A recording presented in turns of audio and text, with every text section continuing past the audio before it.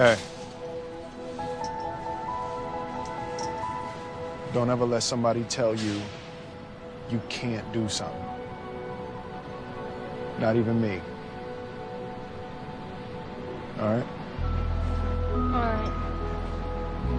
You got a dream, you got to protect it. People can't do something themselves. They want to tell you you can't do it.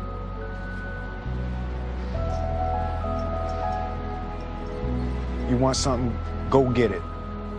Period.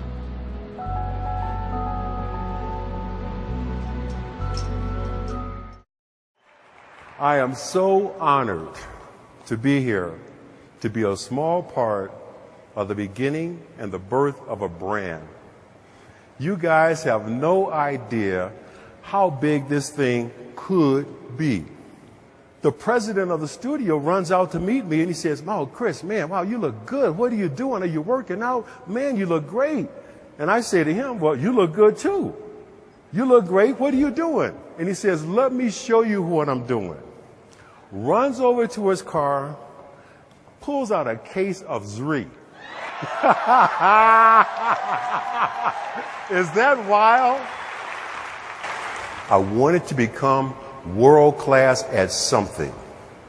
I just had to find out what that something was going to be. And the very first time I walked into a Wall Street trading room, I knew this is it.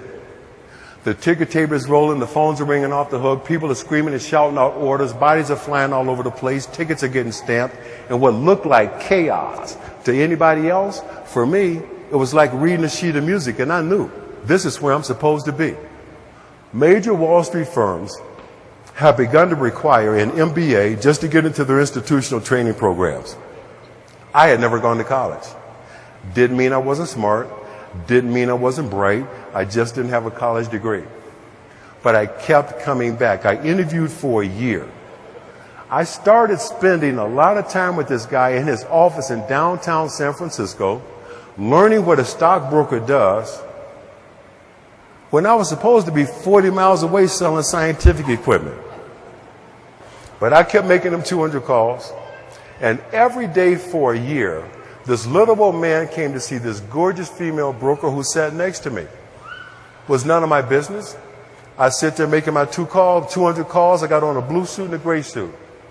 This guy watched me for a year. And one day he comes over to me and says, "What are you doing here? You don't belong here. Here's my card. Come see me." Again, I thought it was a client coming to see his broker. Wrong. That little old man, turns out, was the managing general partner for Bear Stearns in San Francisco, and he was coming to see his girlfriend.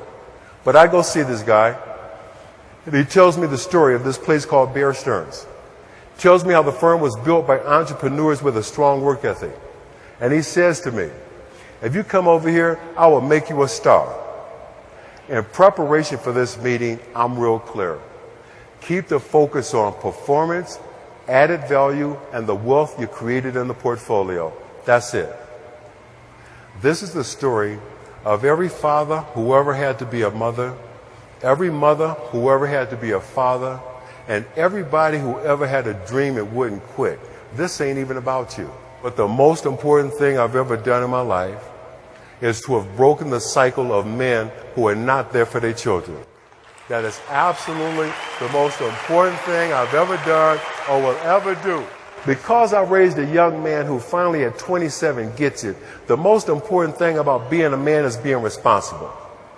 Because I raised a young woman who understands how a man should treat her, respect her, and deal with her, I'm going to have influence on generations of my offspring that I probably will never meet.